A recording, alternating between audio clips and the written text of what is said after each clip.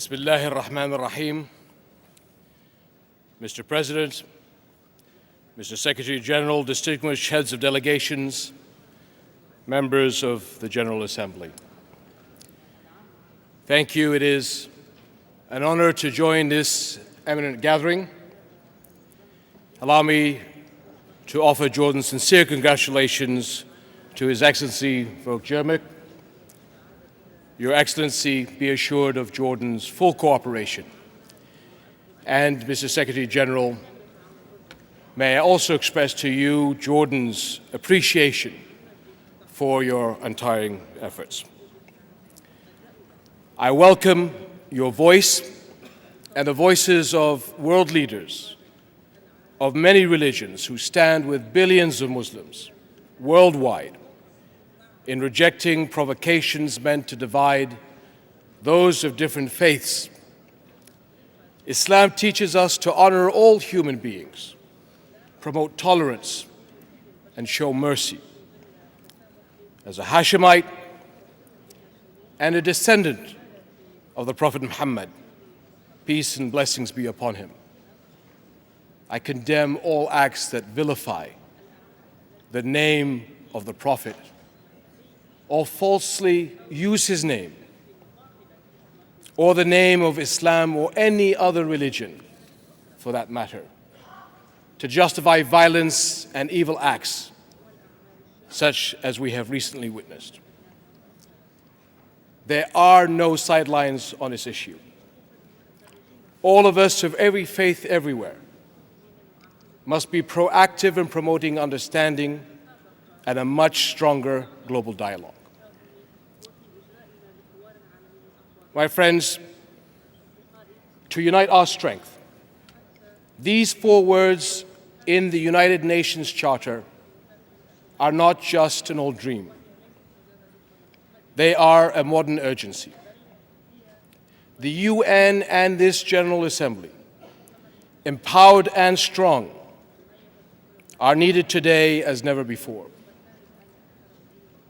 In my region, we have important tasks ahead to provide new and better opportunities for our people, especially our youth, to avert the dangers of regional instability and conflict, to fulfill the universal desire, the basic human right to live in freedom, dignity, justice, and peace. The international community has a crucial interest in supporting countries that are taking risks for peace and for reform. In Jordan, we have charted our course guided by our heritage, our mutual respect, and moderation. Our Arab Spring journey is one of opportunity to accelerate homegrown reforms and achieve national goals. Last year, I stood before you and spoke about the reforms that were on the horizon. Since then, new and comprehensive constitutional amendments, as well as new laws, have created a matrix of institutions and principles to support our path of reform and democratization. And with the new year, we will have our new parliament and our Jordanian summer will begin. My friends, I'd like to address the tragic situation in Syria. Violence must end immediately, and a transition must begin now. There is no alternative to a political solution that will end the bloodshed, restore security and stability, and preserve the territorial integrity of Syria and the dignity and unity of its people. The UN has an important part to play in helping people commit to a political solution. Jordan will do all in its power to support the newly appointed representative of the Secretaries General of the UN and Arab League, Mr. Al-Akhdar Ibrahimi. The peoples of Jordan and Syria have long and deep ties. Since the current crisis erupted, over 200,000 Syrians have sought refuge in Jordan. This has put heavy pressure on our limited resources and our economy. Yet we as Jordanians have opened our arms, as we have many times in the past, for others in need. As we continue to shoulder this responsibility, international support is essential. And we are very grateful for the generous response of governments, international bodies, and dedicated UN organizations. The somber reality is, however, that more will be needed as the camps grow more crowded with vulnerable families and the cold desert winter approaches. So I call upon the countries of the United Nations to work together to prevent a humanitarian disaster.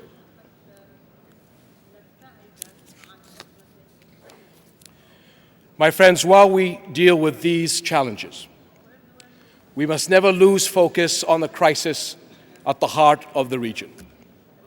For almost 65 years, the Palestinian people have been the exception to the UN promise, the shelter of international law and human rights, except not yet, the dignity of living in freedom and security, except not yet, the right to self-determination, except not yet. Enough. As the Arab Spring demanded dignity,